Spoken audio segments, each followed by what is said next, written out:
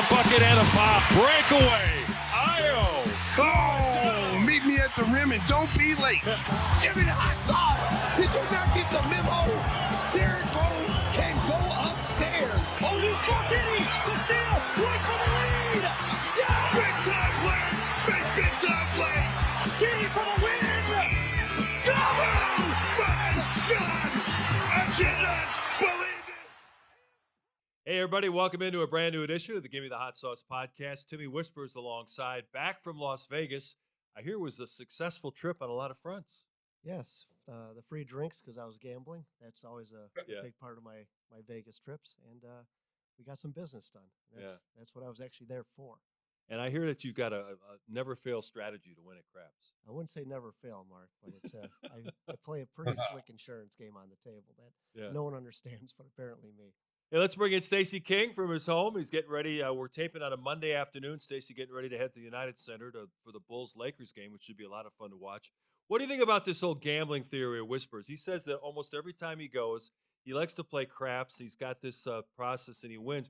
I don't know how you can have a process with dice. I can understand about counting cards and things like that, but how can you predict which way the dice are going to fall? Well, he's very similar to Rain Man. Well, Stacey's been there at the table with me quite a few times. I'm gambling with him. We both. I have my little system too, how I do things. I grew up playing street craps, and in the high school bathroom, so I have my different philosophy on it. Vegas, the casino craps are a lot different than street craps, because there's so much stuff going on, and then there's in street craps you got to argue with people because they lie on their point. They can say their point was 8 or 9, and they say no, my point was 6 after they roll like 100 rolls, and then they say I think my point was 8. I hit the number. So and then next thing you know there might be a fight or something worse. So I prefer to play in a casino. My street days are over. But me and Whispers, we went to Vegas. We had a guys trip. We call ourselves the Hangover Crew Boys, and a lot of our good friends. We went to Vegas, and me and Tim were winning. We were rolling, and then Frank Farmer, Rich, who's in the office right now, he decides to walk up, and he's a cooler. He's the guy that just cools off all winning. I thought was Bellagio. I thought Bellagio sent him over there on purpose to cool us off because he came over there every time he came by. We crapped out, or someone crapped out. We were doing it with, and then basically we just said, hey man, just stay away. Just stay away. Because I've never been on a guy's trip where the guy has to be in the bed by 9 o'clock. He's that guy. Yeah. You can't go on a guy's trip with Frank Farmer because what time are we going home? Why did we decide to go out at 12 o'clock? Well, hey, newsflash. Vegas doesn't start jumping until midnight, baby. Yeah. Come on, welcome to the real world.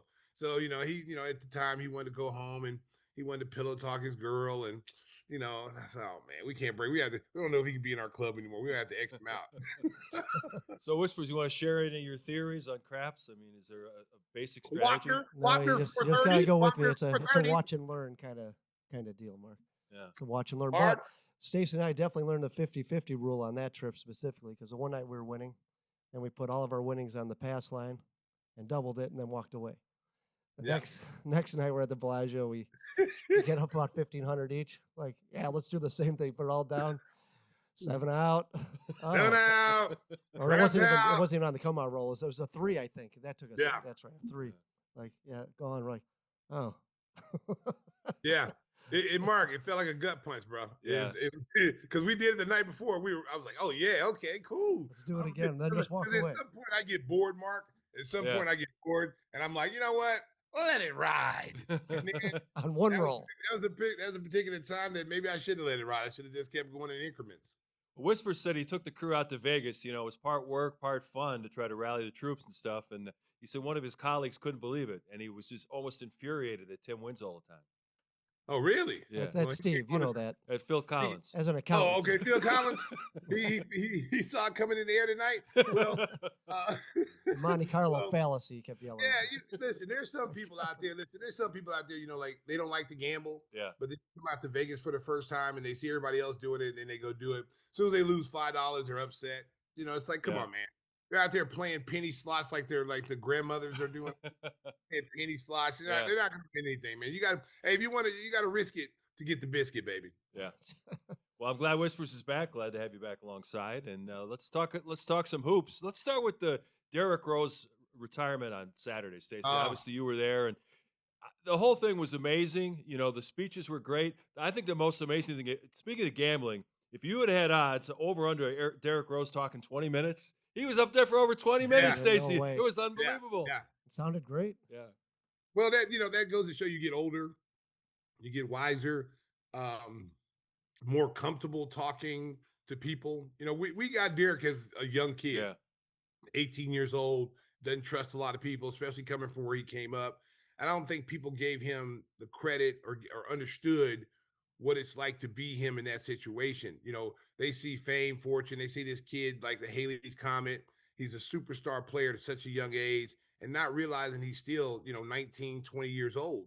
And as he's gotten older, he's been in New York, he's been in Minnesota, he's been on different teams, he's got kids, he's married.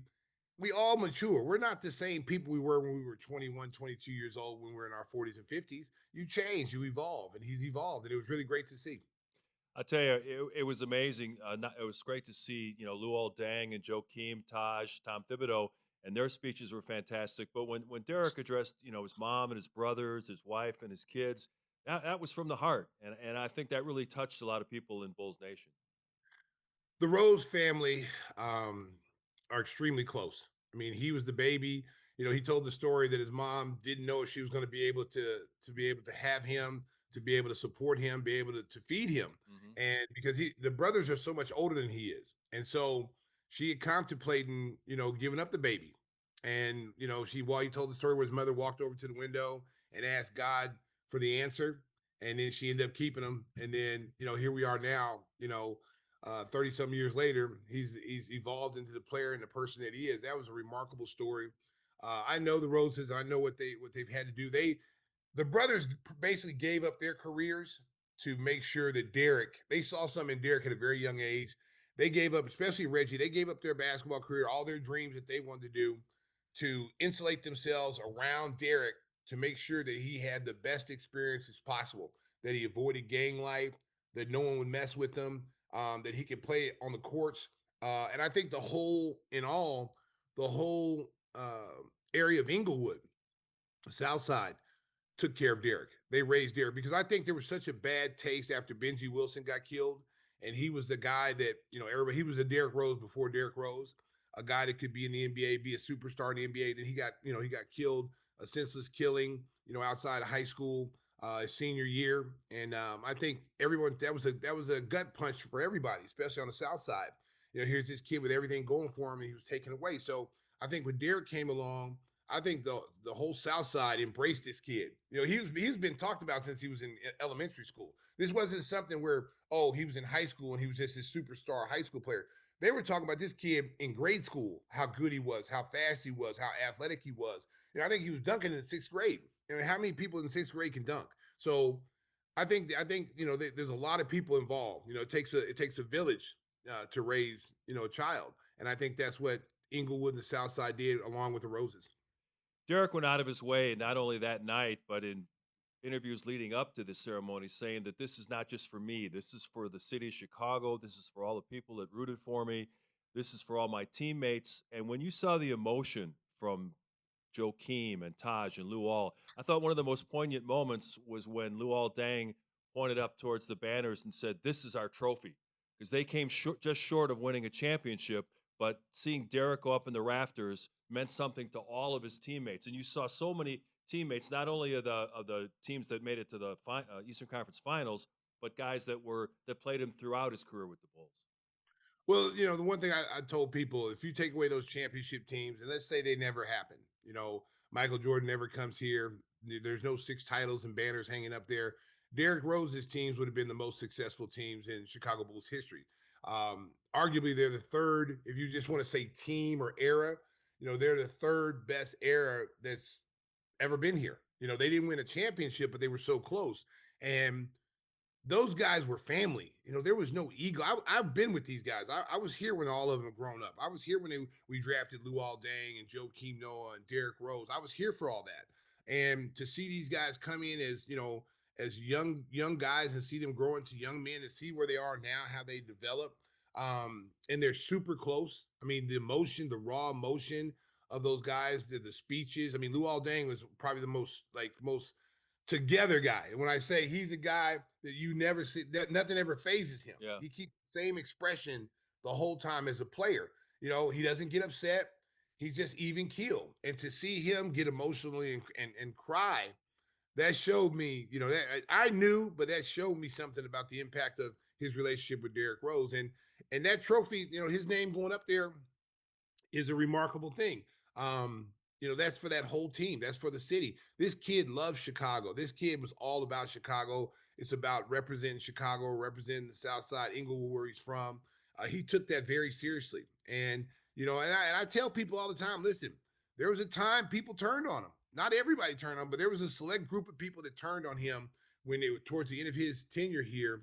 And he didn't say anything bad. He didn't get in the media and say anything bad to people. He just took it. He took it and he moved on to his next destination, which was New York. And I remember the documentary. BJ had a documentary of that trade. And the moment he received that phone call, Mark, he kind of knew that he was going to be traded, but he didn't really believe it because this is where he's always wanted to be. And when he got that phone call from BJ that he'd been traded to New York, he automatically broke down. He had to leave the room, went outside, and they brought the cameras with him. And the raw emotion of that kid crying and sobbing because he got traded. Man, if you had to say a bad word about Derrick, if you saw that video, you would have really felt bad that you had said that about this kid. So, you know, years have passed, things have moved on and gone on. He's been represented very well here. The organization will always love him and hold him in high regard. And the people who've been with him from day one, that's never going to change. They know who he is. You know, he's always going to be Pooh. You know, he's going to be Pooh. Everybody that knows him, he'll be Derrick for people who don't know him personally. But the kid's a good kid. He's a stand-up guy. Got great character. One of the best superstars, and I've been around a lot of them. The best superstar as far as heart and you know, thinking of other people, not thinking of himself, putting other people in front of him. Most superstars are always out in front. It's all me, and everybody else falls in line. This guy wants to make sure everybody is on the same level. Like I'm pulling Joakim up. I'm pulling Luol Deng. We're all on the same level. It's not just me. And he had that attitude. That's why he's loved by all his teammates. Whispers, I'm curious about your perspective. Obviously, somebody loves the game. You watched Derrick Rose's entire career. What did you think about the whole ceremony and the way the city really wrapped their arms around Derrick? It was great to see. I mean, there was definitely an outpouring of love, and then of course the debate comes up right away: is he a Hall of Famer? And absolutely, I say absolutely. Tom Thibodeau went out of his way to say next stop Hall of Fame, Stace. Yeah, absolutely. I mean, there's no denying his. If he listen, I liken him to Gale Sayers. I said this on the broadcast tonight. Gale Sayers came in, Haley's comment, a phenomenal football player, super athletic. Had he been able to play to his fully potential, he might have all kind of records in the NFL record book, okay? But his career was cut short by injuries. And Derrick was kind of the same thing. He came in, this unique player. No one had ever seen anything like that. We've seen small guards, quick guards, guys with handles that can shoot the ball, but we've never seen them have everything plus the athleticism of someone 6'7", 6'8" in a point guard's body. When Derrick played, guys feared him. You know, we used to call it the Derrick Rose flu. The best guards in this league would always come up with load management issues when the Bulls would come to town. Seriously. I mean, it used to be an ongoing joke. Like, you play Cleveland, you know, young Kyrie Irving. Oh, but I got a hurt toe. You know, Chris Paul, my back hurts. You know, the only one that the only one I remember that would always meet that challenge was Russell Westbrook. He never ducked that smoke with Derrick Rose, and they were ultra. It was like it's like that meme where the Spider-Mans look at each other and they're pointing at each other like that. They were so much alike. You know, the difference is Russell is more outgoing. He's more he's that guy. Derrick's more reserved. He's a silent killer. Russell Westbrook's going to tell you he's going to kill you. With Derrick, you never know what he's going to do. He could be sneaking around. All of a sudden, he's on top of you. You don't even know where he's at. But that was the only guy during that era that would actually show up every single, never missed a game against Derrick Rose. Unless he had that knee surgery. But I never remember him missing a game. But guys, we always used to laugh about the Derrick Rose flu. You know, guys got the flu today. Derrick coming down. Guys got the flu. And all the team would laugh and everything. So, but he was a unique talent. And he should be a Hall of Famer because most guys would love to have his second half of his career. People look at him, oh, well, he was this MVP, but he never got MVP again. He never was all NBA again. But if he never had won that, and he would just been a guy playing the second part of his career, I think he averaged about 18 points a game in his second half of his career post injury. Man, people would love to have that career. Had a 50-point game. It could have been sixth man of the year in New York the first year he was there. People would have loved to have that career. So yeah, you know what? It's not his fault he was injured. But his career didn't end. And he should be a Hall of Famer because he's going to go down, first of all, going down as the youngest MVP of all time. That in itself is Hall of Fame numbers. And he still achieved the numbers in 3 All-Star selections. So, yeah, he is. Tony Kukoc, never an All-Star. He's in the Hall of Fame. Yeah, well, Tony was, mostly for his international. Yeah, I'm just saying it's some people say he didn't get enough All-Star selections. Well, there's numerous Hall of Famers without that. Yeah, I think that he'll definitely make it. And Stacey, I think the ceremony helped his case. I think people around the country saw how genuine this guy is. And when you saw some of the tributes that were taped, LeBron had some glowing comments to say about Derrick Rose. I've seen several podcasts where they, ex-players talked about how they feared the Bulls with Derrick Rose, that he was so dynamic and such a problem that he would just disrupt their entire defenses. And Hoopers know. And I think if that's going to really help Derrick when it comes time to elect him to Springfield.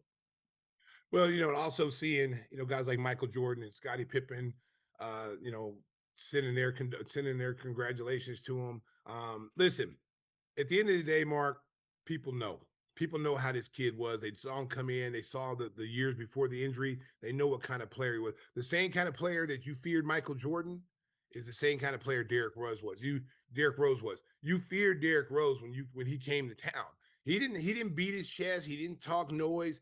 I think I did more talking for him than he did. So, I was more of his hype man, and so I did his talking when he didn't want to talk. So, but he was a special talent, man. When you were watching him, I remember talking to the late great Johnny Red Kerr, when I first started broadcasting, and I said, man, what was it like calling MJ's games? It had to be like special, because it was especially in the early years when he was before the championships and you go into the championships, because he had the best perspective of anybody, because he saw him on a nightly basis. He rode the planes with them. He got a chance to talk to him personally. So we get to know these guys on a personal level. And he told me it's like watching a great artist paint a great picture every night. And the pictures are never the same, but they're great. It's like every night, when you come to the arena, Michael Jordan's playing, you're going to see something you've never seen before. You're going to witness something you've never seen before. And I thought about that because I remember as a player playing in the trenches with him. I had that same attitude. I was like, man, this dude is freaking amazing. Like some of the stuff that he would do, you didn't see other players doing that. I saw him in practice. People used to say, oh, Michael's scared to get in a dunk contest. No, he wasn't.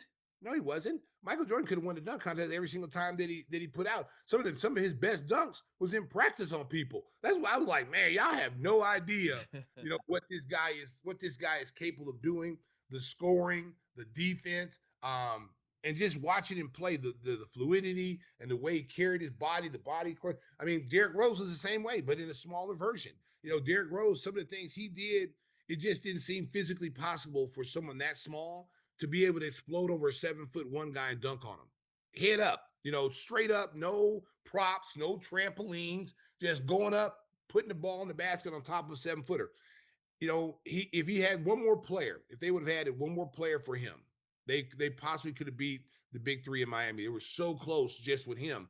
And I always liken it to one team has 3 superheroes, the Bulls have 1 superhero. And no matter how great the one superhero is, how strong he is, 3 is always going to beat 1.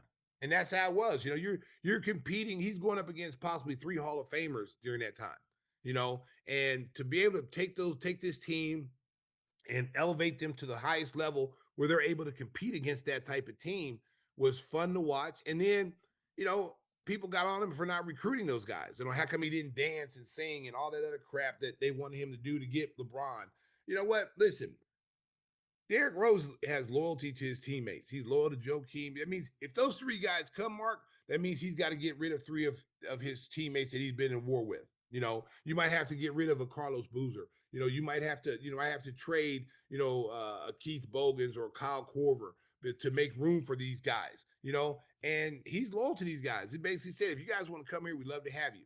But, we're good here. We're good in Chicago. And people vilified him for that, but that's the kind of loyalty that you want.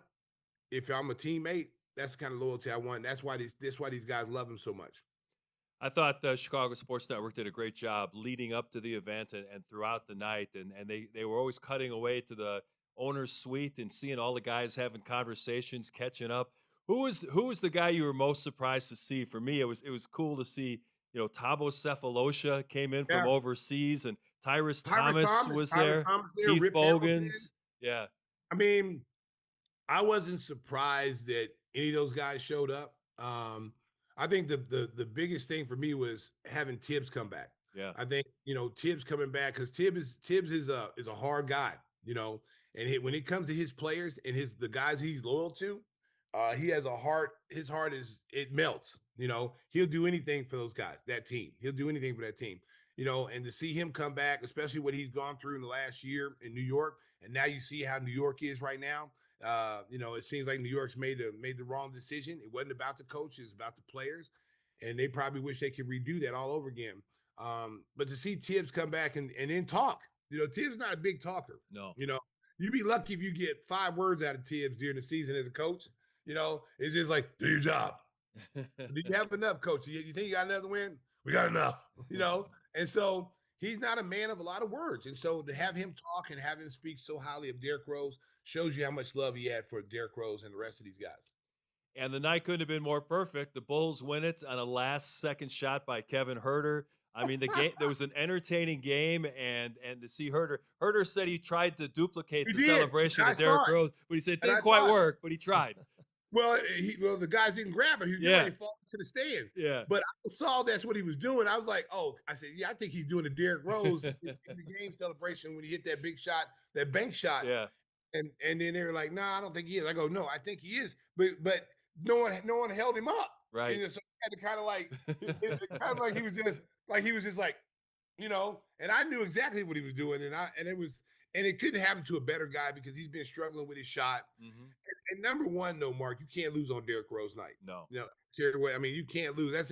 If Michael Jordan came in there and he was getting an award, you can't lose on those guys. When the legends come home, you cannot lose at home, no matter what, no matter who you're playing. And I was so happy that they played extremely well. They did a really good job, and they've been playing well of late. It's not a fluke that they're playing good right now. They got everybody back, and I said all along when they're at full health, they still need Zach Collins back, but they're pretty much as healthy as they're going to get right now until they get him back and they get Trey Jones back from this hamstring injury. But when they're healthy, man, they can pretty much play with anybody. They play with Boston. Boston had everybody there except for Jason Tatum. And Boston's been playing extremely well. And they did a great job of neutralizing everybody, made Jaylen Brown, have to work for his baskets.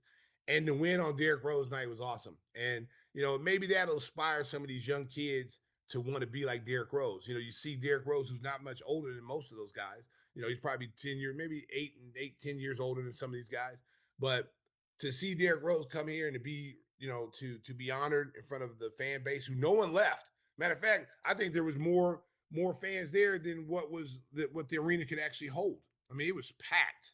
And so to see that and witness that, guys like, Patrick Williams, all these young kids, it gives you something to aspire to. Kobe, all these guys, this is what happens this love happens when people respect your game. You come out and play hard every night.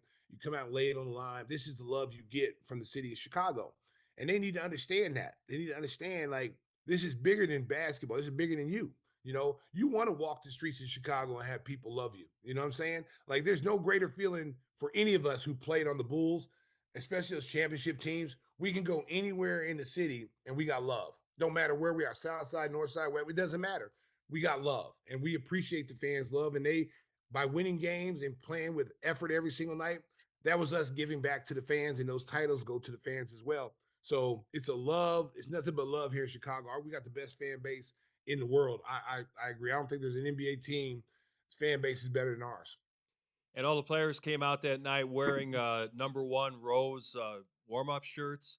And to show how these guys respect Derrick and look up to him, after the game, Kevin Herter asked Derrick to sign the Yeah. basketball. That they looked at Derrick. They wanted to make this night special for him. I thought that was cool too.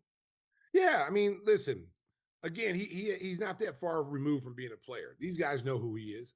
Vooch seen him play, before injuries. I mean, these guys, a lot of these guys were in high school idolizing Derrick Rose. A lot of these guys were in middle school idolizing Derrick Rose. So to see him in person and to see all the love and the attention that he gets and how revered he is in this organization, you know, that that's amazing because it's like when the first time I saw Larry Bird, the first time I saw Dr. J or Kareem Abdul-Jabbar or any of those superstars that I grew up, Wilt Chamberlain that I saw videos of, or and you meet them for the first time, like you're like, yeah, I'm in the same league that they played in, but I'm up against a guy who's immortal. This guy's like, whoo, this guy's the biggest thing I've ever seen, and to play with Michael Jordan. I remember when I came in, I tell this story all the time. I remember when I came in when I was in college, I was very superstitious. So I had to do the same things every single game, or I'd have an off game. And so I had a poster of Michael Jordan in my apartment. So every time we'd have a game, I'd walk up to the poster and rub it, boom, rub it like twice. And I'd go out the door and I'd score 40, 50, whatever. So then when I got drafted by the Bulls, my teammates go, "Oh man, you don't even need the poster now. You can rub Michael. You right next to him." I said, I never thought about that. So I left the poster back in Norman, and I'm like, "Yeah, I got Michael now. I got the real thing." So very first preseason game, I think we were playing Detroit in the preseason game, and Michael was talking to the great Lacey Banks, and he was doing an interview. And Michael was like, he had no shirt on. He had his North Carolina shorts because he always played his North Carolina shorts under his game shorts. So he was standing up talking to Lacey, whatever. And I was just sitting there contemplating, should I rub him? Like, is it going to seem weird? And, I'm thinking all these things, So finally, I said, you know what the hell? I'm going to rub him because I need good luck tonight. So I go up next to him and I like rub the back of his shoulder, just rubbed it down. And the look he gave me and the way he turned around and stopped mid-interview and looked at me, he said, "Man, what are you doing?" And I was like, "Hey man, I used to rub your picture when I was in college. I had a poster of you. I used to rub the picture. You always bring me good luck. I always played well." He said, "Well, you need to get that damn poster back." Too close for comfort. That's yeah, for sure. Yeah. Now that I think about it, Mark, it might have came off a little creepy. Hey, let's get back to the current polls. As you mentioned, a 4-game winning streak heading to their game later. We're taping Monday afternoon. They play the Lakers Monday night. It's been fun to watch. And Thursday, they go to Minneapolis. The Timberwolves had been struggling, and you knew they wanted that win badly. Josh Giddey comes back from injury. He took over that game. That was amazing to watch after an extended layoff. He looked like he hadn't missed a beat.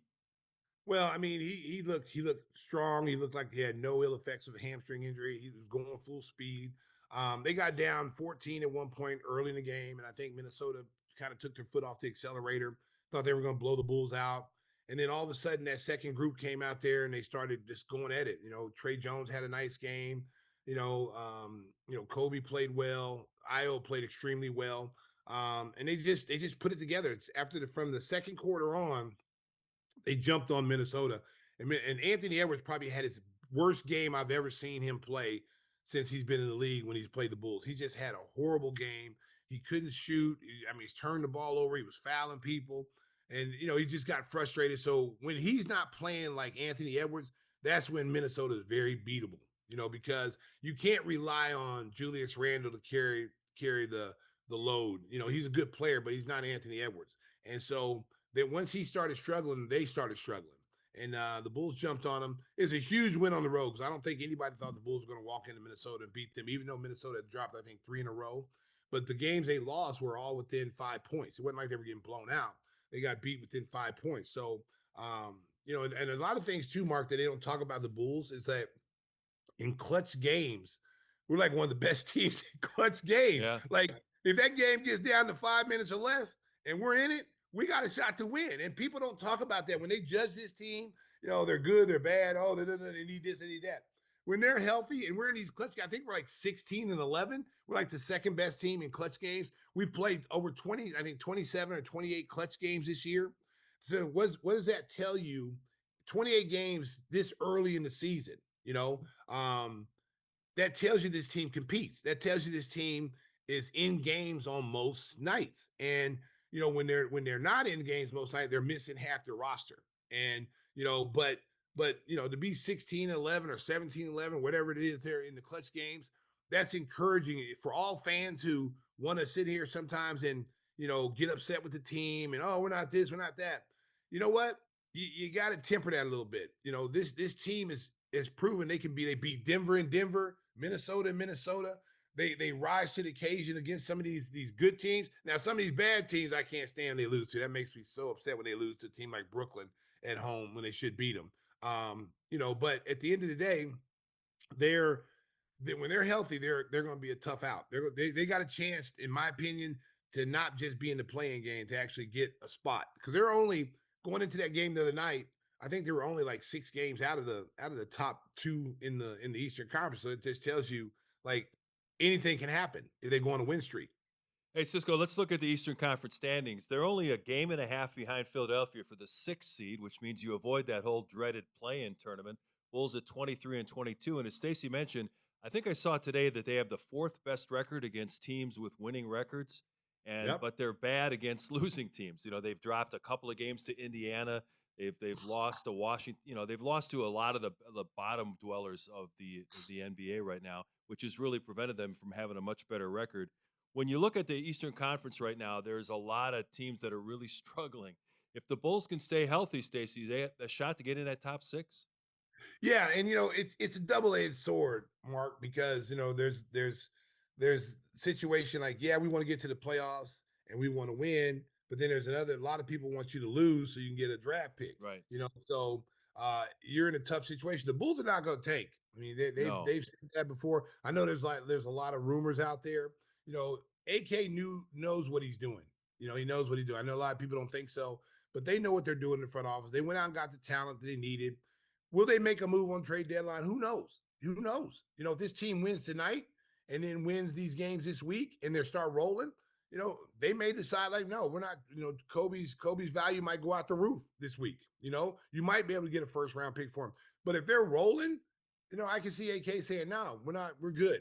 Let's just finish up with this group and then we'll see where we are at the end of the season. I could actually see that.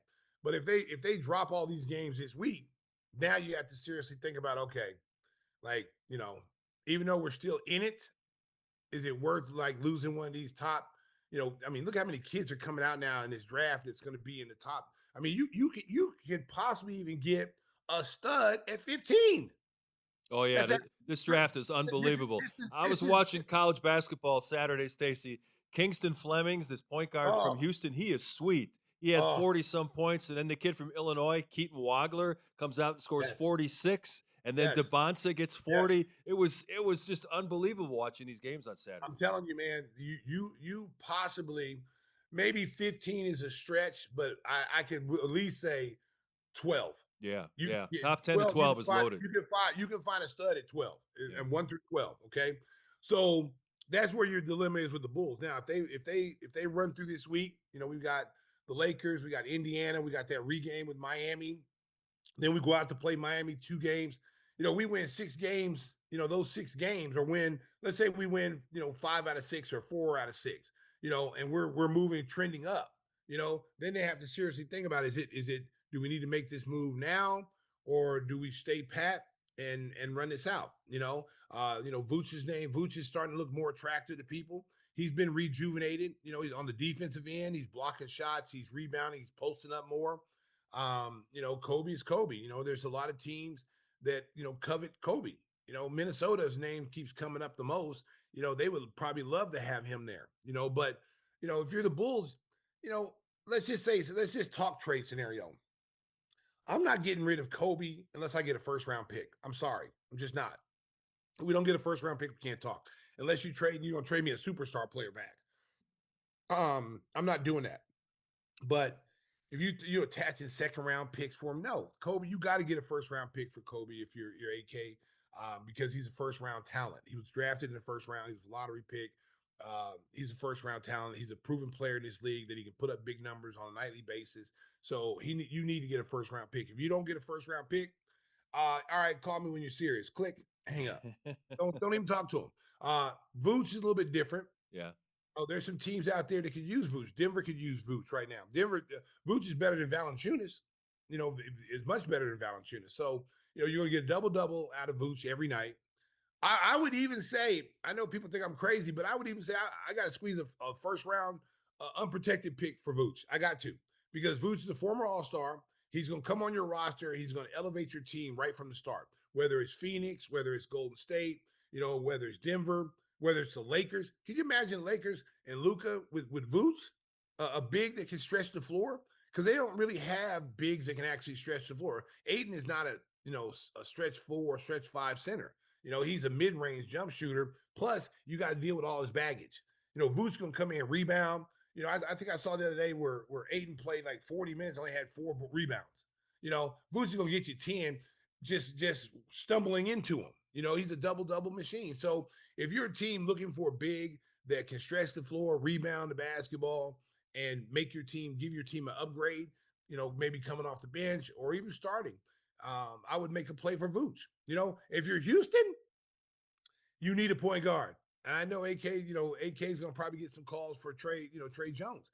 If you're Houston, I would have made that call 2 weeks ago. As soon as we played them and he had that game against Houston, I'd have called right then and there and said, what would it take for you guys to, part with Trey Jones? I don't want to see Trey Jones go. I don't really want to see any of these guys go. But we also have to be realistic. It's a business. You got to build for the future. And this draft is coming up, man. If you got a chance to get in this draft and grab one of these players, because it's been proven, Mark. Look at all the teams who built their teams up through the draft and look how they are now. Orlando, Detroit, these teams that built through the draft. Brooklyn is doing it now. They're taking their lumps, but they got some very good young players to build around. And so it's proven that you build from within, you got a chance. You'll be ugly, you'll be bad for a couple of years.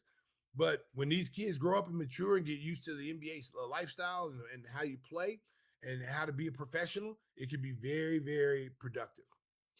We'll talk more about the NBA trade deadline. It's coming up on Thursday, February 5th. But first, we want to talk about one of our great sponsors. He's my insurance agent. He can be yours too, our good friend Jeff Vukovich. When it comes to insurance for your auto, home, and business, make sure you contact the best in the business, nationwide agent Jeff Vukovich. You can reach him at jeffvuk.com, VUK.com. The phone number 847-825-4783. Stacey, you got a jingle in you this morning. It's real tough, Mark. Game day, you're asking, it's tough on game day, but I'll do the best. Nationwide is on your side. Nicely done. The first of 2 serenades you'll hear from Stacy King as the Bulls get ready to take on the Lakers. And speaking of the Lakers, they are supposedly looking. Vooch would certainly help them. They could use a shooter, but they're looking for a defensive 3 guy because their defense has been torn to shreds. That's JJ Redick consistently is ripping them for being bad on the defensive end. We know Luka can't guard a chair, so that's always going to be a problem for them. But LeBron comes in with Luka. They're still waiting for Austin Reeves. He's supposed to come back later this week from his injury. What do you think about the state of the Lakers and the future of LeBron James? Well, they're in a tough situation because, it's Luka's team now. And I think LeBron is recognizing that. I think he's recognizing where the Lakers are going to go in the near future. And he's seeing the writing on the wall. What you'd like to see is that if this is his last year, we don't know if it's last year or not, but if this is his last year, maybe you pull LeBron in the office and you say, hey, look, here's the deal. We know it's your last year. Let's help each other. Where do you want to go? If we were to trade you, where would you want to go?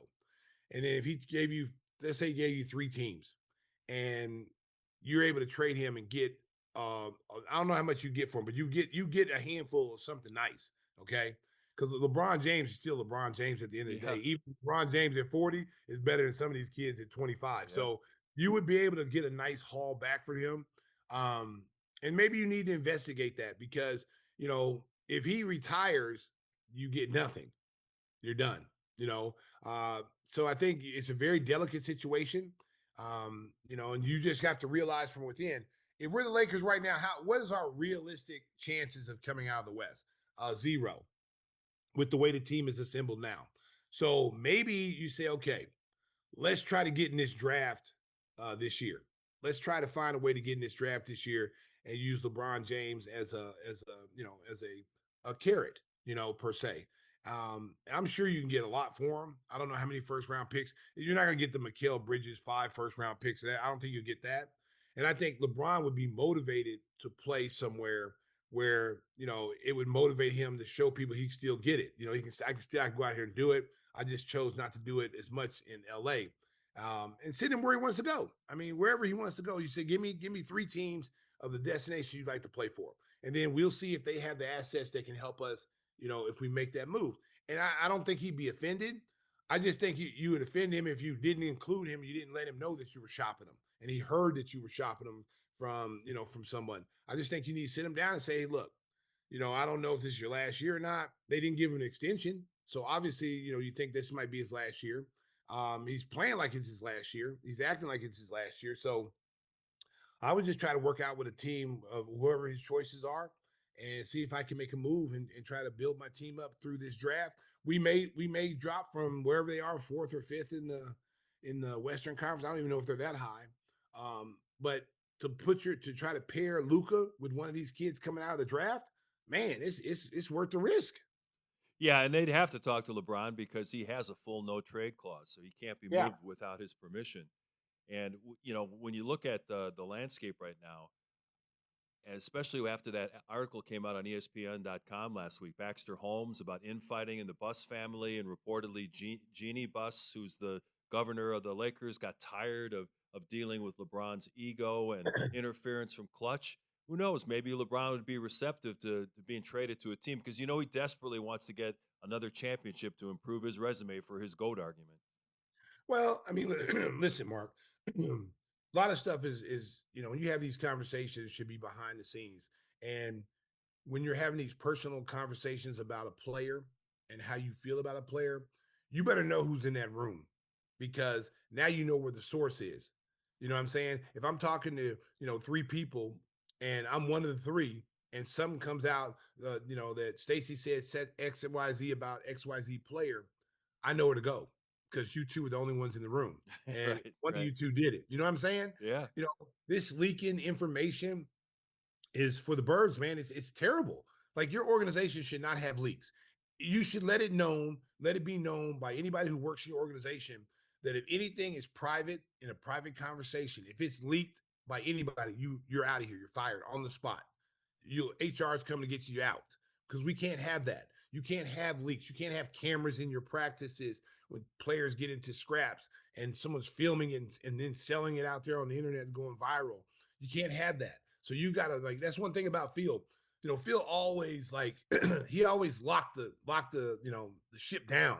You didn't get any information. People didn't even know there was fights in our practice, until the last dance. They didn't know about, guys getting into fist fights in practice, because we kept that on the down low. And when the fight was over, we're back to being brothers again. It's like brothers fighting brothers. We didn't run to the social media and text it and put it out there on Instagram, or we didn't do any of that stuff. Like, you go back to the Bobby Portis and Nikola Mirotic. Yeah, Mirotic. You go back to that fight. It was as soon as that fight was over, it was on the internet within like 5-10 minutes after the fight. Bobby broke his face. Bobby did this. He had to send him to the hospital. Like, wait, where did he get this information from? That was a closed practice. So when you got people leaking information, man, that hurts your organization. And you have to be very careful. And I think you have to let everybody know. Doesn't matter if you're in the media. Doesn't matter if you're in the marketing department. If something happens in this organization, it stays in this organization. And if we find out who leaked this information, you will never work for this organization again, period. Yeah, they couldn't hide the Steve Kerr thing, though, because Michael hit Steve Kerr in the face. He had a black eye after that. So tough to hide. They couldn't explain that one away. He could have said his wife hit him. And people would have believed that. Hey, you never know. Got mad at you, didn't cut the grass. He didn't take her out to dinner. She could have gave you a 2-piece, and people would have been like, yeah. I can't see Steve Kerr being involved in that kind of mess. Oh no, Steve. Hey, let me tell you something. Steve Kerr is one of the toughest guys I've ever seen. Like, he looks like a little choir boy. Looks like Opie from an Andy Yeah. Griffith show. But I got a lot of respect for Steve Kerr. I remember when the situation with Danny Ferry. He took a swing at Michael in Game 4, and then they broke it up, whatever. And Michael almost got thrown out because they sent him in to do that. So we had a bounty on his head the next game, and so Cleveland kept him out of the game most of the game. And so he comes in the game. Needless to say, I was the one to get him back. Boom. I'm walking by Cleveland's bench. No one's saying anything. Everybody's stoked. Like they don't want to say. They don't want to mix it up. Yeah. One person out of that whole group. Little Steve Kerr, huh? Little Steve Kerr. You go back and watch that video. I'm walking through, and Steve Kerr gets in my. I'm towering over him. He's looking at me. He's calling me. That was a sack of black. You are. That was classless, bub. And I grabbed him by the throat. At first, I warned him. I said, "If you don't get out of my face, I'm gonna choke you." And then he got in my face, and I squeezed his little throat. And he was still trying to talk to me. I was squeezing his softly like Darth Vader. I had him marked. He couldn't move. But I respected Steve from that aspect that he was the only one that stood up and tried to stand up for Danny Ferry, And then, as a pro, like the fight with Michael Jordan, he didn't back down. He swung too. He got some licks in. He just didn't get a 2-piece and took it.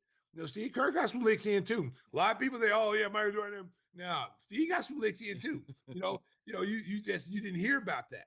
And he showed that he had heart. That's why Michael respected him. That's why Michael loved him, because Michael always wanted people on his team that he could count on. If you were on any of those championship teams, you've seen guys come and go off those teams, okay?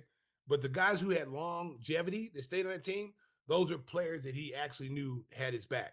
And so, and they would fight with him. They would fight for him. So, he was very loyal to his teammates like that, and that's why he has so much respect for Steve Kerr.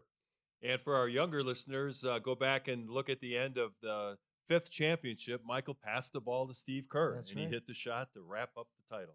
So he did show supreme confidence in Steve Kerr. Let's get back to the trade deadline, Stacey. It could turn out to be a huge dud because all these big names that are supposed to be in the rumor mill, Giannis and John Morant and Anthony Davis and Jonathan Kuminga, they're all hurt. They're all going to be out through the trade deadline. That really is going to impact. We might not see anything happen on the trade deadline. Well, it's kind of funny that all of them are getting hurt right before the deadline. Yeah. I don't know though. I think you might see some, like, I can see Herb Jones from New Orleans going somewhere. I still think Kuminga, depending on how serious his injury is, I still could see him traded. I think you're going to still see some people move, Mark, because right now is a chance to move and get better. Because if you're realistically saying to yourself, what team has the best chance of beating Oklahoma City? Let's start in the Western Conference. The only team I could actually see that could challenge Oklahoma City, and that they have to be healthy, is Denver. Right. Denver's the only team that I feel can beat them. I think San Antonio's a year away from actually being that team. Even though they've had success in the regular season, I would probably say they would be the second best chance in Houston, those two teams. But Houston doesn't have a point guard. And if Fred VanVleet was there, I'd give him a legit chance. But Denver's the only one. And who in the Eastern Conference is going to beat them? I don't see anybody in the Eastern Conference beating Oklahoma City, okay? Boston has a shot, has a puncher's chance. You don't know which New York team's going to show up. Right now, they're in turmoil. Guys, they're talking about trading Brunson. They're talking about trading Towns. They're trying to get into Giannis sweepstakes. Now, whoever picks him up, that really brings your chances up winning, but all depends on what you had to give up to get him. You have to give up your whole roster to get him, because then that puts you in the same situation he's already in Milwaukee. Less talent. That means he has to work harder. So that's something you have to think about. But Denver's right now is the only team. So if you're any of these other teams, if I can go get a Zion Williamson, if I give up a future first-round pick, because of his injury-prone self, he only plays an average of 43 games a season. No one's really going to give up like super a lot for him or Ja because of the off-the-court situations. Trae Young has no problems off the court. Look what they got for him. Right. He's a proven talent. He's a family man off the court. He lives a good life. Never hear any negative things about him, like doing something. He's in the strip club. He's buying lemon pepper wings. He's getting drunk all the time, getting in bar fights. You don't hear that about Trae Young. You just hear that, it's hard to play with him. And you didn't get nothing from him. You didn't get no first-round picks from him. You just traded player for player. So that makes you wonder, and if you're Detroit right now, I feel, Mark, that's the team to watch. Because number one in the power rankings. That's the team to watch right now, because they got a team right now that can come out of the Eastern Conference. And they got most of their guys still in their rookie contracts. Yeah. Okay. They're kind of built similar to Oklahoma City. They don't have the depth that Oklahoma City has, but they got the 1 through 7. They can play with anybody. If you got a chance to go out and go, let's say you move, they can get into Giannis sweepstakes. They honestly get Giannis on their team and not have to give up their main guys. You give up Jaden Ivey, you give up a first-round pick. You give up, because they got some good young talent on their bench too. So you can give up, put a package together that would satisfy Milwaukee, and maybe you pull off that. That would make Detroit not having to give up their main guys. That would make Detroit a legit threat to win it all. Yeah, I was watching the Bucks game on Friday. They played Denver. Denver had 4 of their 5 starters sitting because of rest or injuries, and then Aaron Gordon got hurt in the first half, so they had all bench players, and they still won at Milwaukee. That team is dead men walking, and Giannis was playing at half speed the whole game. Then it came out at the end that he said he felt something pop in his calf. He's had a series of calf injuries. Now he's going to be out 4 to 6 weeks. We've talked about this before, Stacey, about him being passive aggressive. He's quit on his team. And I'm not saying he didn't re-aggravate that calf injury, but even before that, he was playing at half speed and not even trying. I think he only took 5 or 6 shots in the game. Well, I mean, the thing about Giannis, I've always loved about Giannis. He's always been loyal to the city of Milwaukee. He's always been loyal to the organization, and I'm gonna still stick to that, because I just hate to see that he's completely changed and did a 360. He's doing that thing now that LeBron does. He's got that player empowerment where he's seen these other guys do it. Now I'm going to do it and start making demands. I mean, it looks like that from afar, and I hope it's not, Mark. I hope so too. Because I really loved when he came in this league and how his approach was to the NBA, and watch him grow into a superstar level. And he was so humble. He was just happy to be here, especially coming from where he came from. That's the Giannis I want to remember. That's the Giannis I want to think about when I think about Giannis. I don't want to think about this new generational player that is got player empowerment. If you don't get this player, I'm leaving. You don't do this. I don't want to see Giannis in that light. So I'm going to give him the benefit of the doubt that his calf is hurt. He's frustrated because they're not winning. Because once you win a championship, Mark, and you taste the honey up top, you don't want to settle for anything else. You don't want to settle for, apple cider vinegar at the bottom of the hill. You just want to taste, you just want honey all the time. And that's quite an analogy there, Stacey. It is. Because let me tell you something. If you got to taste, you tasted either one of those, you tasted the honey, Mark. Okay. Even though both of them have good health benefits. Well, if you put honey in both of us are going to turn into Winnie the Pooh. Whispers will chug apple cider vinegar if there's vodka in it. That's true. Oh my God. Anybody really cuts the vinegar. Hey, Mark, I don't expect anything less from a guy who looks like the Michelin Man with his little puff jacket on today. He's got a little quilt jacket on, but I do like the color. That's my favorite color. Oh, thank you. I appreciate it. It doesn't do well better on you, though. You need to wear black. You need to wear dark colors to hide the redness. Oh, thanks. But anyway, Mark, I just hope that he's not. Yeah. It's starting to seem like that a little bit. But it's when you have a championship team, you come back from a championship team, and you don't trade your guys. You don't get rid of them.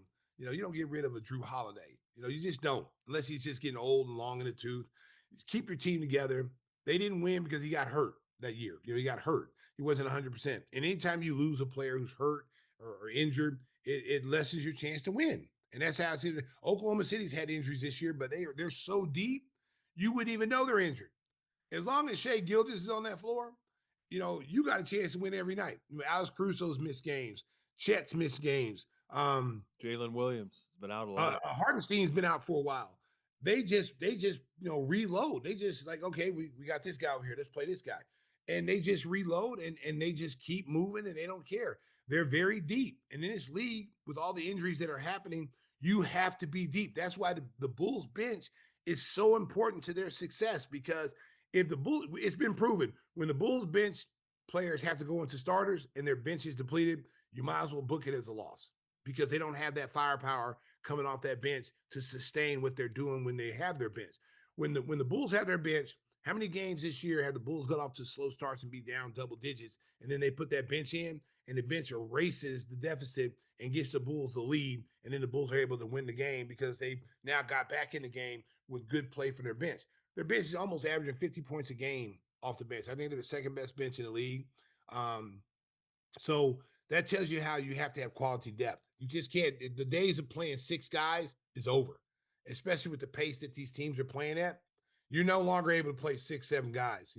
You got to play. You got to go 10, 12 deep, some nights. And you better have some guys in reserve that can come in and play a role when your starters are out. And shout out to our guy, C-Red Fred, who you always see him on X. He's got this fascination with Isaac Okoro in the starting lineup. He said that he's always posts the stats that when Okoro starts, the Bulls are like 8 or 9 games over 500, and they're like 6 or 7 under when he's not available. So Okoro is really helped in terms of being a perimeter defender. You can put him on a Jaylen Brown. You can put him on a Devin Booker. Whatever 2 or 3 is going to get off that night, that's who you sign him to. And he's been called one of the better perimeter defenders in the league. What have you seen from your seat about the way he can lock in on the opposing team's best wing scorer? Well, he's been like that since he came in his league. I mean, he was that way in Cleveland. I think the biggest thing with the Cleveland situation, why it didn't work out towards the end, his last, year there, they needed someone to score, and he wasn't a consistent scorer. But with so many offensive guys in this league that can go out there and get you 30, 40 points, you got to have guys that go out there and be stoppers, at least slow him down. And he's always been that way. He's a rim runner. He'll knock down some threes in the corner. He gets you offensive rebounds. He does a lot of things, Mark, that you like Patrick Williams to do. It's very, very similar, but the difference between the two, his motor's a little different. Like he never gets tired. He's always on the floor, taking charges. He's hustling. He does all the dirty work that you expect power forwards to do. He's doing that from the small forward position. He's had to guard guys like Donovan Mitchell, Giannis, whoever the superstar is on the other team, he guards them. And if someone gets hot and he shut his man down, then Billy will switch him over to get on the hot guy. So his assignment may be start off on a guy like Giannis and end up having to be guarding a guy, someone else, two other guys off the team. So I really appreciate what he does, what he brings to the table. It doesn't surprise me that the numbers are better when he's on the floor, because I know when he missed those games with a back injury, you surely could tell just from the energy standpoint. That was a huge, huge difference, just the energy standpoint. Because when you got a guy like him, Mark, flying all around, taking charges, diving on the floor, getting offensive rebounds, how can you not play hard? Yeah. How can you not come out and try to match the same energy? If you don't, then you need to sit down. And I think he sets the tone aggressively. I think he sets the tone on the defensive end. And the Bulls have some holes defensively. I mean, Vooch is not the best defensive player. Giddey's not the best defensive player. But they're forced to at least compete defensively because this guy's doing everything. Billy's asking this guy to guard damn near 5 people a night. So if he can do that and give us effort, I need to do that too. So it puts pressure on the other guys.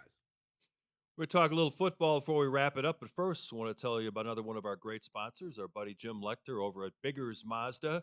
Their sizzling new Elgin location on Randall Road. It's the biggest Mazda store in the state of Illinois. Biggers is offering a bottle of Stacy's signature hot sauce with first test drives of new or pre-owned vehicles. It's your choice. Everything from the coolest SUVs to the stunning Miata. Join the fun at 2100 Randall Road in Elgin at Biggers Mazda. Tell them your friends from the Gimme the Hot Sauce podcast sent you. Stacey, what'd you think of the football over the weekend? I felt that, the AFC game looked like it was shaping up to be kind of a dud. You had Stidham, the backup, playing for the Broncos, and then the snow came in the second half. It was really kind of a sad finish to that game. The other game, though, was fun to watch. That was an offensive shootout in the second half. Well, it kind of sucked for Denver and their fans because you lose your quarterback like the second to last play of the game when you were winning. Yep. And he ends up breaking his ankle, dislocated his ankle, and now you got a chance to go for the Super Bowl. And you had to play a backup who's only had a few snaps in the NFL. I thought they had chances to win. I thought they had chance. Their defense is top rated. Both defenses are really, really good. I don't know if I don't know if either one of those teams have enough defense to stop Seattle though. Right. Seattle has beaten, they beat the 49ers handily. I mean, just smoked them. And then you play a Rams team who comes in hot, and it's a shootout. It was a shootout to the very end. The Rams had a chance to win that game at the end, and which surprised me a lot that Stafford wasn't looking for Puka. In that situation, game on the line. This is the guy you go to in short situations. He can get open. Devontae Adams. Those two are my first two options, unless that tight end was wide open. I gotta go. I gotta force the ball to those two guys. They dropped everybody in the coverage, though, Stacey. They were double teaming everybody in those last couple I don't plays. care. Puka always has a way of getting open, Mark, and you got to rely on that a little bit. I just thought that if you get anywhere near him, he's gonna catch that football. And that tight end, there was no way in the world he's gonna get that pass because number one, the DB was in front of him. He had to jump over his back and try to catch it. How about Sam Darnold, though? Here's a guy that was traded all around the league. He was released. He was a high draft pick originally, failed in a couple different situations. I'm just was calling up his numbers. 25 of 36, 348 yards, and 3 touchdowns, Whispers. What'd you think of Darnold? He looked great. I mean, it's and then that all the pressure of saying, can he answer in the big game? And he did in spectacular fashion. So he was close to being out of the league. I mean, people said this guy's a total bust. Yeah, total bust. Listen, the kid was a highly decorated high school player. He was a highly decorated player in college. USC, which is a big time program for quarterbacks. He gets put on. Was it Carolina he got drafted by? Who did he get drafted by? I think he started out with the Jets, didn't he? Yeah, the Jets. He was the Jets. Was the Jets that drafted him? Yep. Yeah, he started out with the Jets. He played 3 years there, 2 in Carolina. Then he went to San Francisco, Minnesota, and then Seattle. So the first 2 stops of his career were horrible. Yep. Okay. Look at the Jets and how many quarterbacks have been in their organization since he left. Okay. That's where you go to die if you're that's true. Player or quarterback. There's so much dysfunction in that organization. So you gotta say his first 2 stops, Carolina and the Jets, were horrible. He didn't learn anything. And so that's why people wrote him off. He's a first-round pick, and he didn't do well in New York. And the pressure of being in New York, being a quarterback in New York, to go along with a bad offensive line and nothing there to protect you, that's got to play a role. I thought where you started to see him take that step forward and being an elite quarterback was in Minnesota. But he was fixed in San Fran. Yeah, I know he was fixed it. Yeah, but I think Minnesota was where he got some confidence. That he could play in this league. I think San Francisco, he worked with the coaches and learned certain things with the organization, Shanahan, those guys, and that only strengthened him. And I think he's created so much good things in those 2 organizations that people say, hey, Seattle's like, hey, we need a quarterback. Let's go get this guy. This guy was winning. He's winning Minnesota. He's a good quarterback. And now you see. It just takes someone to believe in you, Mark. It doesn't matter what sport you're in. Yeah. It takes one team to love you. Other teams can hate you and think you suck and all this other, but one team loves you.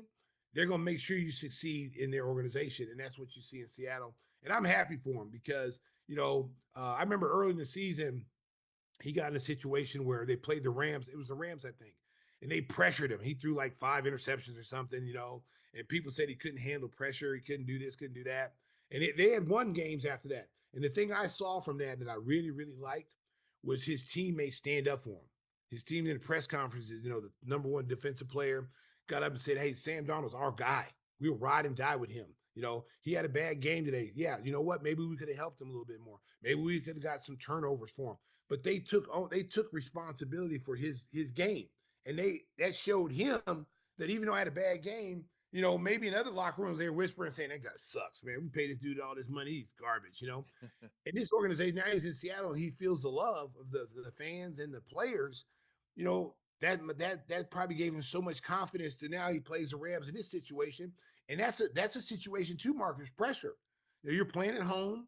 You're playing a Rams team that's hot. They've been hot since the end of the season.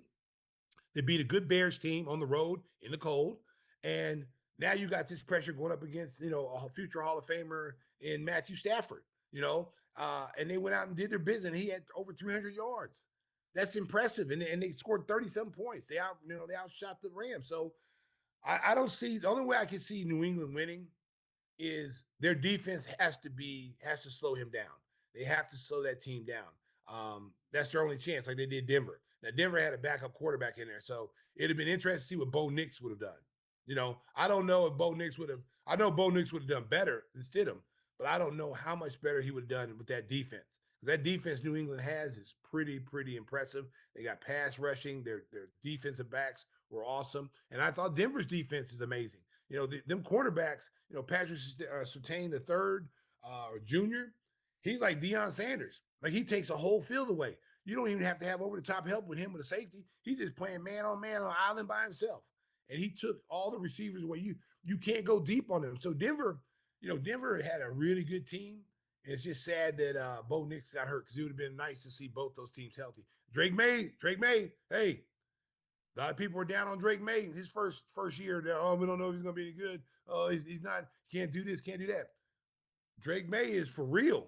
Drake May can run the ball. He can throw the ball. He's tough. He's a big quarterback. He can win in adverse conditions. Don't sleep on New England and Mike Vrabel. Yeah, the Patriots defense, as Stacey mentioned, is no joke. In the 3 playoff games, they've only given up a grand total of 26 points over 3 games. Yeah, it's remarkable. That's winning football right there. So, winning football. Obviously, Seattle will be the favorite. I haven't seen the point spread. I'm sure it's going to be at least a touchdown. And, but don't count out the Patriots. When you bring a defense in there, they can force some turnovers and then keep themselves in the game. Hey, Stacey, we haven't had a chance to talk to you since your Indiana Hoosiers won the national championship. Completed the journey, undefeated, 16-0. Mark, no one expected us to be there. Journey. We've been labeled a basketball school for 100 years. A lot of people didn't even know we had a football team on campus. When I was there, I used to go to football games. There would only be 100 people there, Mark. But how times have changed. How times have changed. How times have changed. We got a great coach now. I hope no one can pluck him away from us. Yeah. I hope he's there I hope he gets a lifetime contract. We named the stadium after him. And we're going to be back again next year. We're getting the portal. People are jumping in the portal to come to Indiana now. Mark, Indiana is one of those don't sleep on party schools. Yeah. A lot of partying go down in Indiana. Yeah, back when Stacey played for Bob Knight and he was throwing chairs at him and all that Me and stuff. Bobby knew who to throw the chair at. Smelling toilet paper. Hey, Stacey give him a throat punch if he throws a chair at you. Bobby knew not to throw no chair at me. We gonna get down like we're gonna be moving furniture for real. The days of Stacey and Bloomington. I can remember him like it was yesterday. Shout out to my Hoosier fans. I love y'all. Back down there for the trophy ceremony in the spring. I'll be down there with you guys. There you go. I should get a ring Stacey's too. a super fan, man. Super fan, right. He's available for a few dollars. Remember I told you guys bet on Miami? Listen, you know what? Whoever wins, that's where I went to school. That's right. That's right. He was almost a Hurricane alum. I'm almost. Hey, you know what? Honestly, and I'm being honest, 100% truthful. Miami was my favorite team when I was in college. Yeah. My favorite football team when I was in college, because that's when they had Michael Irvin, Vinny Testaverde. My first experience with Miami, they came to Norman, and OU had Bosworth. We had a squad. We had like 11 All-Americans. We were number 1 team in the country. And Miami came in, and they weren't hyped yet. They weren't at that level yet, but they were a good football team. They had at least 20 pros on that team, and I don't think a lot of people at that time didn't know that. But as the season went on, you started seeing all the draft. Benny Blades, Brian Blades, Jerome Brown, who played for the Eagles, Vinny Testaverde, Alonzo Highsmith, Brett Perryman, who played in the NBA. I mean, all these guys, they had all these guys on the team. And I remember when, they walked the captains out on the football field. First of all, they were in their locker room. You could hear them. It sounded like there was a hurricane going on. They're beating on the lockers, and they're screaming and yelling. And then you hear them say, "We're going to kick these country boys' ass." And I was like, oh, wow. I never heard that before. No one's ever talked about Oklahoma like that. So they come out to the field, and you bring your captains. Normally you bring like 4 guys out to the coin flip, right? So OU brings Bosworth out. They bring in Troy Aikman, because Troy Aikman was playing OU at the time. And they bring out Tony Casillas, who's All-American defensive lineman.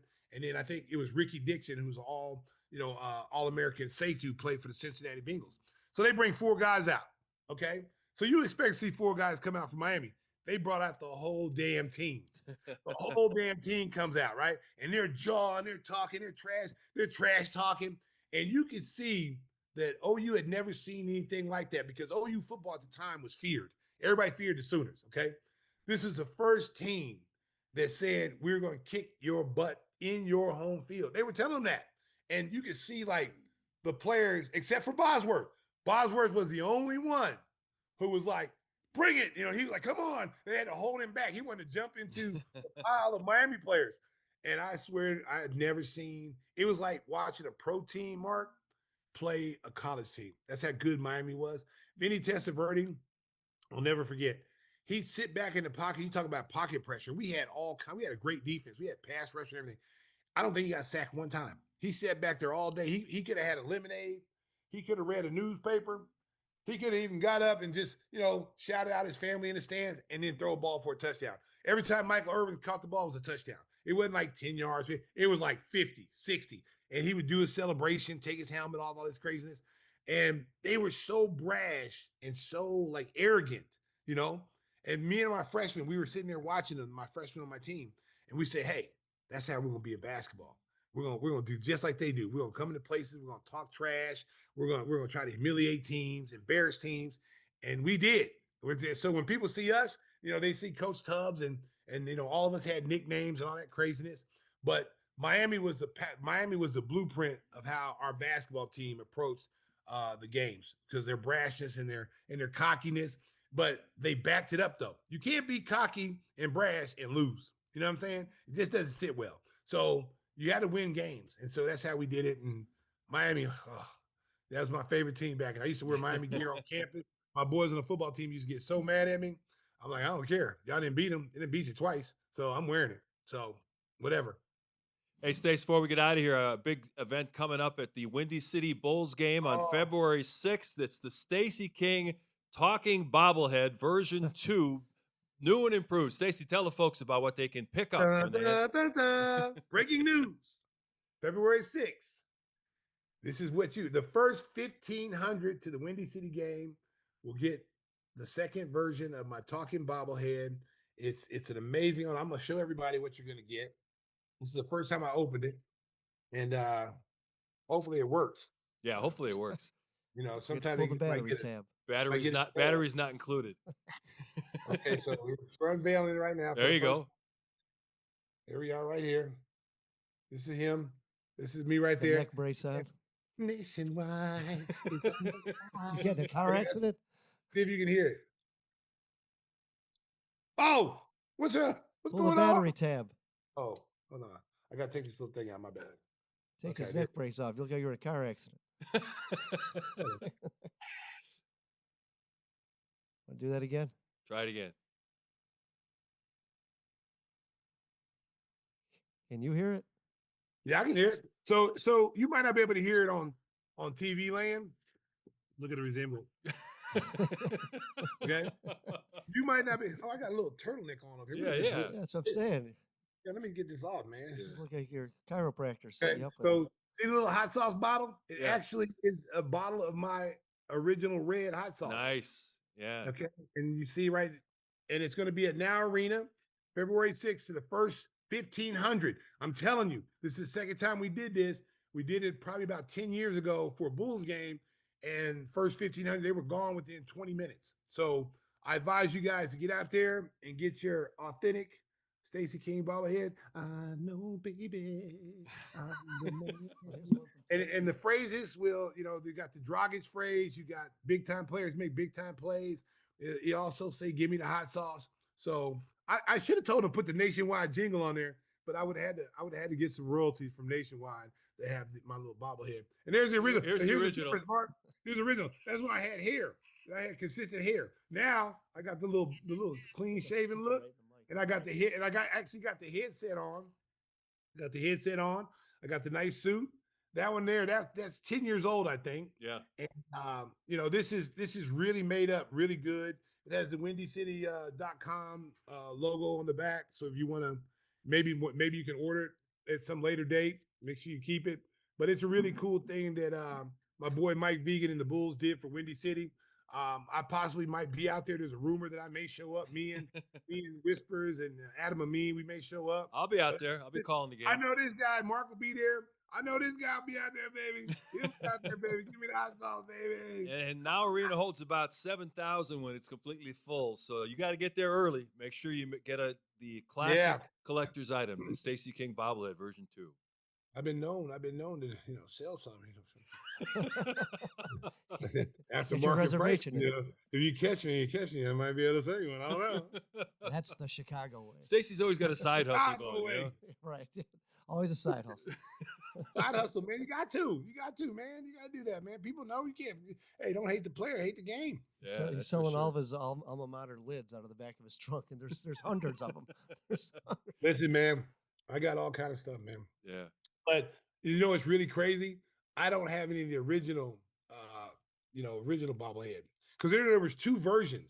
There were 2 versions of the original. The Bulls made one up, and fans, what's that? Fans Edge? Not Fans Edge. What's that? The place that sells all the NBA equipment. Fanatics. Yeah. They made one. Okay. They had a good one. They had a really good one. I think it had like 10. It had like 8 to 10 phrases on it. It was pretty cool. Did you authorize that, or was it the? Yeah. I was working with them at the time. Okay. And that was part of my agreement that they would do that. And then the Bulls made one, so it's just kind of like they were both competing at the same time. Mm-hmm. The Bulls was like a bootleg album. Somebody trying to steal the track. Hey, listen, listen, man, you got to do what you got to do. You know what I'm saying? How you making that money, Mark? These are free though. These are free, so you don't got to pay for them. Be one of the first 1,500 there. Get out there quick. Get in line. Like I said, after 1,500, if you 1,501, it's over. It's over. Unless you offer to buy it for somebody, because that's what they did when the first one came out at the United Center. People were buying them. I'm seeing them on eBay for like $800. Yeah. It'll definitely be. You don't want to do that. Market, yeah. You don't want to do that because that's way more than what it costs to make it. So, but unless you're a huge Stacy King fan, I tell you personally, don't buy them. Just wait till the prices go down. But get out there and be one of the first 1,500. It'll be a fun night. It'd be great for you to support the Windy City Bulls. Those kids can play down there, and you get to see Mark Shanowski. He does a great job there. Kendall Gill will be there that night, so it'll be a lot of fun for the family.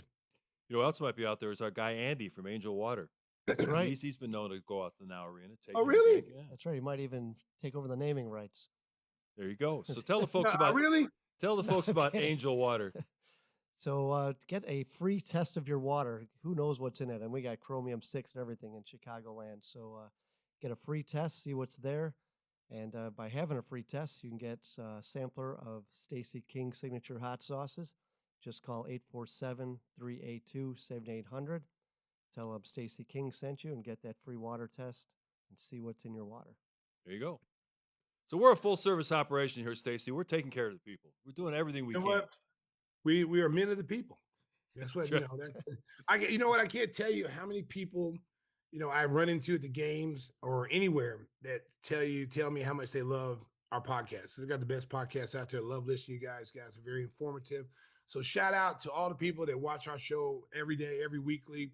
You go on YouTube, you catch it on YouTube, because this show doesn't exist without you guys. So shout out to all the Gimme the Hot Sauce fans. We really appreciate it. During that in-game promo, Whispers, you notice that our pictures aren't on the graphic? Yeah, no, we're left out. Stacy King's Gimme the Hot Sauce. No mention, Listen, no Mark, mention of a co-host, friend, Mark, 30 years, Timmy Whispers. The abuse continues. It's Stacy King and friends. Mark, now you know how the Jackson 5 felt when it was always Michael. Okay? Now you know how the Temptations felt when it was always David Ruffin. You too, it's always Bono. Yeah. The league guy always gets the attention. It's not by still out of Bentley though, okay? Yeah. You know what? First of all, it's not by my choice. I always tell them to make sure check out Timmy Whispers. Make sure you check out my boy Mark. We constantly mention, but me on the graphic, because I'm still sexy. Yeah. And I was 10 most sexiest people in Montana. They feel like that would draw in Paris. That would draw in a majority of the crowd. So that's why we went that way. It wasn't my choice. Shout out to CHSN who puts the show on air every week. You guys do a great job, and it's a great working relationship. We need to do, guys. If you're listening to the podcast, keep it the way it is. We don't need Mark's face on there. We don't need Tim. Oh, did I say that? See, look at that. Just right out that was a Freudian slip. I'm sorry, guys. I'm sorry. And remember, I was gonna wrap up the show. You got a birthday coming up later this week. I want to wish you a happy birthday, Stacy King, forever young. But he's going to be celebrated if you see him at the United Center, or you'll be in Miami to celebrate your birthday, right? That's not too bad. Yeah, I'll be in Miami. Yeah. They added that extra game for Thursday here, and so we would have had a couple of days off in Miami, but now we're down there like a sweatshop. We're down there working. We got back-to-back games. We fly in on Friday, game on Saturday and Sunday, leave on Monday, fly to Milwaukee, and then from Milwaukee, we go to Toronto and somewhere else. What a great schedule. It's a brutal schedule this week.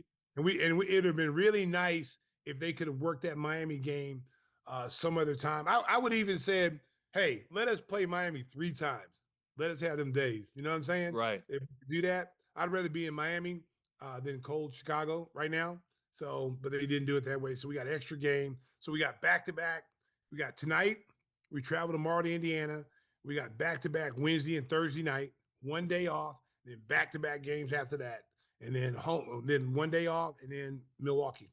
Yeah, it's crazy. As we head to the All-Star break, the schedule is just. But as long as you're winning, it's fun when you're winning. Winning and playing well, you don't even think about how many games in a row you played. It's when you go through those losing stretches where you lose 6 in a row, 7 in a row. That's when we call them the dog days. That's when you're like, oh God, I wish I could jump in a DeLorean. Doc Brown, where are you at? Get out of here. Let me get out of here somewhere, you know. So as long as you're winning, they're winning right now. It's a lot of fun. It's a lot of fun to call the games. At the end of the day, we still have a job to do. It's the best job in the world, so I don't really care. I might complain here and there behind the scenes about the travel and the back-to-back games, but I really enjoy my job. It's a lot of fun, and I enjoy watching this team play. I just want them to win. I just want them to win. Well, Stacey, enjoy the warm weather in Miami. Happy birthday to you. Whispers was planning a surprise party, but I guess we'll just have to do it without you, right? Yeah, it's just gonna be you and I, Mark. Mark, don't worry about that. We got a lot of girls coming to the party. We're gonna be jumping out of cakes, baby. I wish I could be there, baby. Yeah, 2 years ago, remember that was his first ride in Uber down in Miami. We went out for dinner. Yeah. Can you believe that? Just got introduced to that new service. Mark, they're gonna be yelling, "Give me the hot sauce, baby!" You better cut this off, Mark. Give me the hot sauce, baby. Cut him off, Fred. Yeah, it's time to end the show, Stace. He's losing. Drive home safely, Chicago. Oh, beep, beep. Oh, he didn't come for the massage, he came for the facial. Don't zoom on it. Does anybody know how to post videos to Facebook? There's a block party, Mike didn't get the invitation. That's a huge 3. Mustard. Lonzo left alone. Able to swerve, bend that corner. That's the last time I'm going to say it. Williams